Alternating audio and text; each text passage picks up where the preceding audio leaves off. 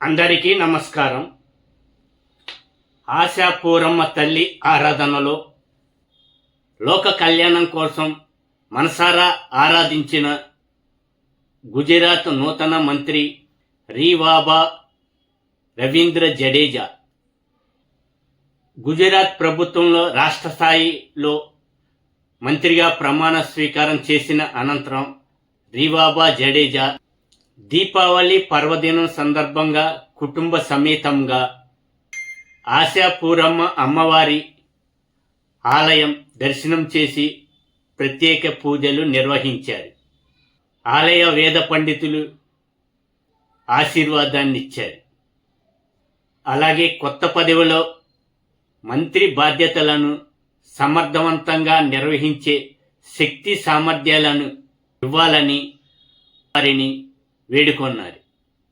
ప్రజలందరూ సుఖ సంతోషాలతో ఆనందంగా ఉండేలాగా అమ్మవారి దీవెనలు ఉండాలని బాబా రవీంద్ర జడేజా పోశారమ్మ అమ్మవారిని ప్రార్థించారు. అక్షర సంకేతం ఛానల్ సబ్స్క్రైబ్ చేయండి, లైక్ షేర్ చేసి మీ అభిప్రాయాలను కామెంట్లో పెట్టండి. ధన్యవాదాలు.